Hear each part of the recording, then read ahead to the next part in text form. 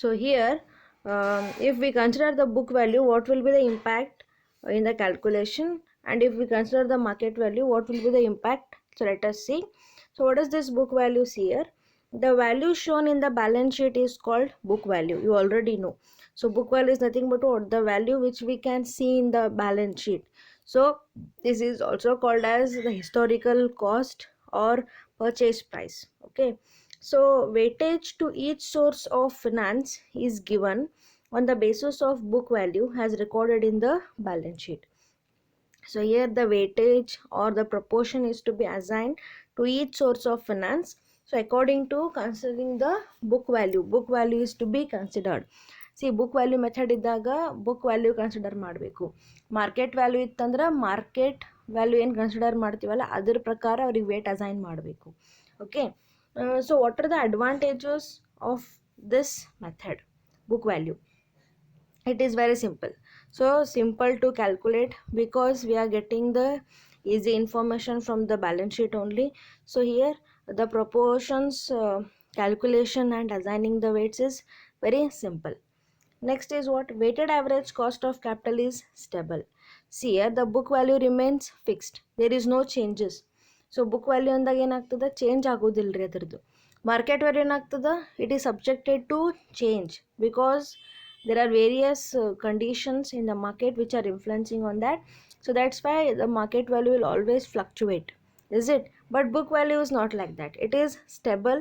And here it is helpful for even shareholders also for getting some assured returns, and especially who want to act as a safe investors. ಯಾರು safe ಆಗಿ investment ಮಾಡ್ಬೇಕಂತಾರಲ್ಲ ಅವರಿಗೆ ಇದು ಚಲೋ ಅದ ರೀ. Risk ತಗೊಳ್ಳೋರಿಗೆ ಮಾರ್ಕೆಟ್ ವ್ಯಾಲ್ಯೂ ಚಲೋ, ಬಟ್ ರಿಸ್ಕ್ ಬೇಡ ನಮಗೆ ಸೇಫ್ ಇನ್ವೆಸ್ಟ್ಮೆಂಟ್ ಅಂದರೆ ಬುಕ್ ವ್ಯಾಲ್ಯೂ ಕನ್ಸಿಡರ್ ಮಾಡ್ಬೋದು. So next is what? It gives real situation of the company. So actually the capital ಸ್ಟ್ರಕ್ಚರ್ನಾಗ ಏನು ಸಿಚುವೇಶನ್, ಏನು ಫಂಡ್ಸ್ ತೊಗೊಂಡಿರ್ತಾರಲ್ಲ ಕ್ಯಾಪಿಟಲ್ ಸ್ಟ್ರಕ್ಚರ್ ಬಿಲ್ಡ್ ಮಾಡಲಿಕ್ಕೆ, ಸೊ ಎಲ್ಲ ಅದು ಸೇಮ್ ಇದ್ರೇ ಇರ್ತದೆ ರೀ. ಅವ್ರು ಏನಲ್ಲಿ ವೇರಿಯೇಷನ್ಸ್ ಆಗೋದಿಲ್ಲ, ಏನಿಲ್ಲ. So the company ascertains the capital structure in terms of book value only. So it considers a book value. So that's why it is very helpful for the company also and for the investors also in getting the correct results, and it is showing the real situation of the company. ಯಾಕಂದರೆ ಅಲ್ಲಿ ಮಾರ್ಕೆಟಿಂದ ಏನೂ influence ಇರೋದಿಲ್ಲ, directly ಬರೀ business activities ಅಷ್ಟೇ influence ಆಗ್ತವೆ, ಹಾಗಾಗಿ real situation ಇರ್ತದೆ. Okay, so last is what? Records are available easily, and here ಇದೇನು ರಿಪೀಟೆಡ್ಲಿ ಚೇಂಜ್ ಆಗಂಗಿಲ್ಲ, ಏನಿಲ್ಲ. So book values can be seen very much easily because it is available in the financial statements. So that's why the book value method is good for the calculation of the overall weighted average cost of capital. What are the disadvantages of this book value method? See, book values of different sources of finance may not have relevance to their economic values. So here some of the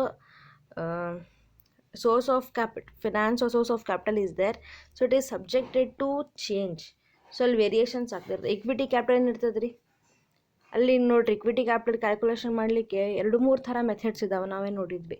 ಅಲ್ಲಿ ಏನಾಗ್ತದೆ, ಯಾವ method follow ಮಾಡ್ತಾರಲ್ಲ company ಅದರ್ಲಿಂದ ಏನಾಗ್ತದೆ, ಒಂದು ಸ್ವಲ್ಪ effect ಆಗ್ತದೆ. In one method they are only focusing upon the dividend, in another method they are only focusing upon the increase in market value, and another method they are focusing upon the increase in dividend, it is growth. See, ಅಲ್ಲಿ ಯಾವ ಥರ follow ಮಾಡ್ತಾರಲ್ಲ ಅದರ್ಲಿಂದ ಇಲ್ಲಿ effect ಆಗೋ chances ಇರ್ತದೆ, overall cost of capital ಮೇಲೆ effect ಆಗ್ತದೆ. So which effects on the investors returns also. So that's why it is having some problem. Book value ಅಂತ ಸ್ಟೆಬಿಲಿಟಿ ಇರೋದ್ರಿಂದ ಒಂದೇ ಥರ ಪ್ರೈಸನ್ನೇ ಫಾಲೋ ಮಾಡ್ತಾ ಹೋಗ್ಬೇಕು, ಒಂದೇ ಥರ ರಿಟರ್ನ್ಸ್. ಆ್ಯಂಡ್ ಇಲ್ಲಿ ಅಶ್ಯೂರ್ಡ್ ರಿಟರ್ನ್ಸ್ ಬರೋದಿಲ್ಲ ಅನ್ನಂಗಿಲ್ಲ ರೀ, ಬಟ್ ಏನಾಗ್ತದೆ ಅಷ್ಟೇ. ಈಗೊಂದು ಎಕ್ಸಾಂಪಲ್ ಕೊಡ್ಬೇಕಂದ್ರೆ ಒಂದು ಕಂಪ್ನಿ ಈಗ ಒಂದು 5% ರಿಟರ್ನ್ಸ್ ಕೊಡ್ಲಿಕ್ಕತ್ತಾರ ಅಂತ ಹೇಳ್ಕೊರಿ. ಅವ್ರು ಏನಾರ ಪರ್ಫಾರ್ಮೆನ್ಸ್ ಮುಂದೆ ಚಲೋ ಮಾಡ್ಕೊಂಡ್ರು ಆಯ್ತು, ಚಲೋನೇ ಮಾಡ್ಕೊಳ್ಳಿಲ್ಲ ಅಂದ್ರೆ ಏನಾಗ್ತದೆ, the investors has to stay for that 5% only. 5% ಅಥವಾ 10% ಏನು ಫಿಕ್ಸ್ ಮಾಡ್ಕೋತಾರಲ್ಲ ಅಷ್ಟೇ ಆಗಿಬಿಡ್ತದೆ for some specified period. So in this condition it is not so good investment opportunity ಅನ್ನಿಸ್ಬೋದು ರೀ. ಸೊ ಅದಕ್ಕೆ ಬುಕ್ ವ್ಯಾಲ್ಯೂ ಅಷ್ಟೇ ಕನ್ಸಿಡರ್ ಮಾಡೋದ್ರಿಂದ ಏನಾಗ್ತದೆ, some times it will be difficult because market ಏನಾಗ್ತದೆ ರೀ, ಚೇಂಜಸ್ ಇದ್ರೂ ಇನ್ಕ್ರೀಸ್ ಡಿಕ್ರೀಸ್ ಇರ್ತದೆ. and usually increasing trend irtade because it shows the actual situation which is there in the market. Okay, so that's why market value is somehow better than the book value. See, second disadvantage is about what? The main aim of cost of capital is that it is the minimum rate of return expected to maintain the market value of the shares. So usually investors ಏನು ವಿಚಾರ ಮಾಡಿರ್ತಾರೆ ಅಂದರೆ ಯಾವಾಗಲೂ ಜಾಸ್ತಿ returns ಬರಬೇಕು ಅಂತ ಹೇಳಿ. But ಇಲ್ಲೇನಾಗ್ತದೆ ಅಂದರೆ ಬುಕ್ ವ್ಯಾಲ್ಯೂ ಒಂದೇ ಕನ್ಸಿಡರ್ ಮಾಡೋದ್ರಿಂದ ನಮಗೆ ಭಾಳ ಚಲೋ ರಿಸಲ್ಟ್ ಸಿಗೋದಿಲ್ಲ. It is not so significant, we can say it is not giving accurate results to us because it considers a book value only. Book value ಏನಾಗ್ತದೆ ರೀ, ಬ್ಯಾಲೆನ್ಸ್ ಶೀಟ್ನಾಗೆ ಇರ್ತದೆ ನಮಗದು, ಆ್ಯಂಡ್ ಅದು ವ್ಯಾಲ್ಯೂಸ್ ಡೆಫಿನೆಟ್ ಇರೋದಿಲ್ಲ. ಅಂದ್ರೆ they are also subjected to change, but market value it will go on increasing because according to the current situation in the market. But book ವ್ಯಾಲ್ಯೂದು ಏನಾಗ್ತದೆ, ನಮಗೆ ಆ್ಯಕ್ಯುರೇಟ್ ರಿಸಲ್ಟ್ಸ್ ಸಿಗೋದಿಲ್ಲ. There is no guarantee that will get very good returns, will get very nominal returns, simple returns ಅಷ್ಟೇ ಸಿಗ್ತದೆ, ಒಂದು 5% 10% ಅಷ್ಟೇ. But market ನಾವು share ಮಾರ್ಕೆಟ್ನಾಗ ಹಾಕ್ತೀವಿ ನೋಡ್ರಿ ರೊಕ್ಕ, ಅವಾಗ ನಮ್ಗೆ ಏನಾಗ್ತಂದ್ರೆ ಹೆಂಗೆ ನಮ್ಮ ಕಂಪನಿ ಪರ್ಫಾರ್ಮೆನ್ಸ್ ಚಲೋ ಆಗ್ತದಂತ ಅದೇ ರೀತಿ ನಮ್ಮ ಶೇರ್ ಪ್ರೈಸಸ್ಸು ಇನ್ಕ್ರೀಸ್ ಆಗ್ತವೆ. ಅವಾಗ ಏನಾಗ್ತದೆ, ಜಾಸ್ತಿ ಡಿಮಾಂಡ್ ಬರ್ತವೆ. So like this there are various factors are connected to this. See what is this market value? So book value ಅಂತ ಗೊತ್ತಾಯಿತು. ಮಾರ್ಕೆಟ್ ವ್ಯಾಲ್ಯೂ ಅಂದರೆ ಏನು? So the market value represents prices of shares which are prevailing in the share market. So market is nothing but what about the share market we are talking about. So share marketನಾಗ ಇರೋವಂಥ values ಬಗ್ಗೆ ಏನು ನಾವು study ಮಾಡ್ತೀವಲ್ಲ, that value we consider, that is called your market value. So current market price are applied in ascertaining the weightage. So book ವ್ಯಾಲ್ಯೂನಾಗ ಏನು ಮಾಡ್ತಿದ್ವಿ, book values ಅಥವಾ historical ವ್ಯಾಲ್ಯೂಸನ್ನು ಕನ್ಸಿಡರ್ ಮಾಡ್ತಿದ್ವಿ to ascertain the overall cost of capital, that is weighted average capital. But in book market value we are considering the market prices here. Okay, what are the advantages of this method? See, market values of securities can be easily ascertained by referring the journals, newspapers, magazines, etc. So market value ಹೆಂಗೆ consider ಮಾಡ್ಬೋದು ರೀ ಅಂತಂದ್ರೆ ಇಲ್ಲೇನು simple ಅದ ರೀ, ಯಾಕಂದ್ರೆ market situation ಏನಿರ್ತದೆ, stability ಇರೋದಿಲ್ಲ ಶೇರ್ ಮಾರ್ಕೆಟ್ನಾಗ. ಹಿಂಗೆ ನೀವು ನೋಡಿದ್ರಾಗೆ ಒಂದು ಪ್ರೈಸ್ ಏರ್ಬಿಟ್ಟಿರ್ತದೆ, ಹಾಗೆ ಒಂದು ಪ್ರೈಸ್ ಇಳಿತದೆ ನೋಡಿ, ಭಾಳಷ್ಟು ಶೇರ್ಸ್ ಇರ್ತಾವೆ. ಹಿಂಗೆ ಕಣ್ಣು ಮುಚ್ಚಿ ಕಣ್ಣು ಬಿಡಿದ್ರಾಗ ಅದು ಶೇರ್ ಪ್ರೈಸ್ ಒಮ್ಮೆ ಇನ್ಕ್ರೀಸ್ ಆಗಿರ್ತದೆ, ಹಾಗೆ ಒಮ್ಮೆ ಡಿಕ್ರೀಸ್ನೂ ಆಗಿರ್ತದೆ. ಈಗ ಒಂದು 100 ರೂಪಾಯಿ ಇತ್ತು ಅಂತ ತಿಳ್ಕೊರಿ ಒಂದು ಕಂಪ್ನಿ ಶೇರ್ ಪ್ರೈಸ್ ಈಗ. ಸೊ ಹಿಂಗೆ ಜಸ್ಟ್ 1-2-3 ಸೆಕೆಂಡ್ಸ್ನಾಗೆ ಒಮ್ಮೆ 120 ತನಕ ಹೋಗಿರ್ತದೆ, ಅಥವಾ ಅದಕ್ಕೇನೋ ಡಿಮಾಂಡ್ ಇಲ್ಲ ಅಂದ್ರೆ 80 ತನಕ ಬಂದಿರ್ತದೆ. So it will subject to change and it is continuous change. Okay, change ಆಗ್ತಾನೆ ಇರ್ತದೆ. ಬಟ್ ಯಾವಾಗ ಅದು ಚೇಂಜ್ ಆಗ್ತದಲ್ಲ, ಇನ್ಕ್ರೀಸಿಂಗ್ ಟ್ರೆಂಡ್ ವಿಚಾರ ಮಾಡಿ ನಾವೇನು ಮಾಡಬೇಕು, ಅವಾಗೇ ಇನ್ವೆಸ್ಟ್ಮೆಂಟ್ ಮಾಡಿಬಿಡ್ಬೇಕು. Okay, so bull market, bear market ಅಂತ ನೀವು ಕೇಳಿರ್ಬೋದು ಅಂತ ನಾನು ಅನ್ಕೋತೀನಿ. So bull is about what? Increasing trend. Bear is about decreasing trend. So ಅವಾಗೆ ನೋಡಿಕೊಂಡು ಪ್ರಾಫಿಟ್ ನಾವು ಮಾಡ್ಕೊಂಡು ಬಿಡಬೇಕು. ಓಕೆ, ಸೊ ಮಾರ್ಕೆಟ್ ವ್ಯಾಲ್ಯೂಸ್ ಹೆಂಗೆ ನಾವು ಅಸರ್ಟೈನ್ ಮಾಡ್ಬೋದು ಅಂದರೆ by referring this share market channel or newspaper reading. ನ್ಯೂಸ್ ಪೇಪರ್ನಾಗ ಒಂದು ಕಾಲಮೇ ಇರ್ತದೆ, ಅದ್ರ ಬಗ್ಗೆ ಫುಲ್ ಶೇರ್ ಮಾರ್ಕೆಟ್ ಪ್ರೈಸಸ್ಸೇ ಕೊಟ್ಟಿರ್ತಾರೆ. ಜರ್ನಲ್ಸ್ನಾಗ ಮೆನ್ಷನ್ ಮಾಡ್ತಾರೆ, ಮ್ಯಾಗ್ಝಿನ್ಸ್ನಾಗ to be best performance or performed companies and top companies of today ಅಂತ ಹಿಂಗೆಲ್ಲ ಮೆನ್ಷನ್ ಮಾಡಿ ಕೊಟ್ಟಿರ್ತಾರೆ. ಅದ್ರಾಗ ನಾವು ಇನ್ವೆಸ್ಟ್ಮೆಂಟ್ ಮಾಡಿದರೆ ನಮಗೆ ಫಾಯ್ದಾ ಆಗ್ತದೆ. Next is what? The use of market values in computation of weighted average cost of capital is more appropriate. So when we compare with the book value, the market value is very good in order to ascertain the weighted average cost of capital because it considers the current market price. Is it? Next is the market value represents actual present value of the firm. Yes. So ಕಂಪನಿದು net worth ಅಂತ ಏನು ಹೇಳ್ತಾರಲ್ಲ, net worth ಅಂದರೆ actual value. So ಸದ್ಯ value ಎಷ್ಟು ಅದರದ್ದು value ಅದ ಅಂಥೇಳಿ ಹೆಂಗೆ ಕನ್ಸಿಡರ್ ಮಾಡ್ಬೋದು ಅಂದರೆ with the help of market value.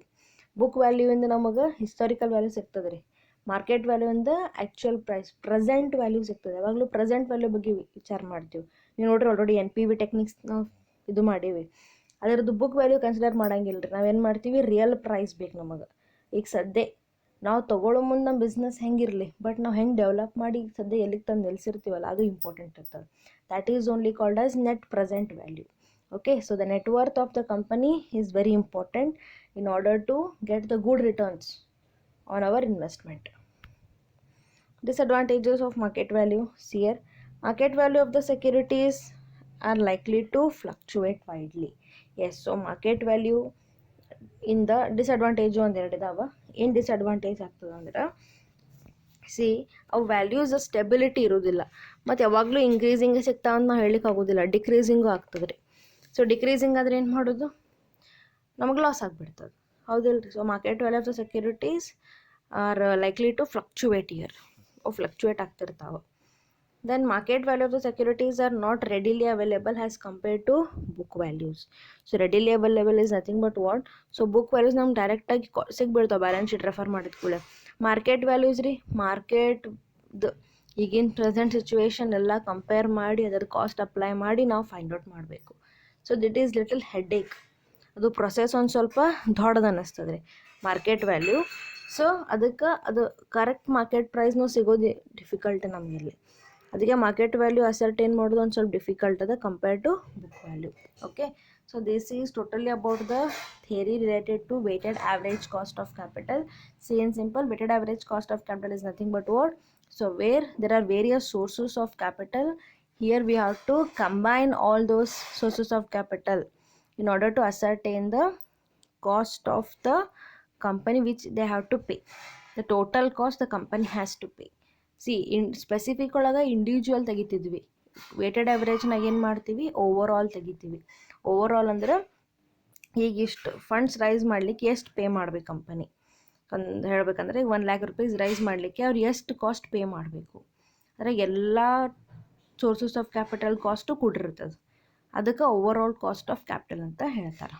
Okay, so ಇದಿಷ್ಟು ನೀವು ತಿಳ್ಕೊರಿ. ನೆಕ್ಸ್ಟ್ ವಿಡಿಯೋಯಿಂದ ನಿಮ್ಗೆ ನಾನು ಪ್ರಾಬ್ಲಮ್ ಮಾಡಿ ಕಳಿಸ್ತೇನೆ. ಓಕೆ.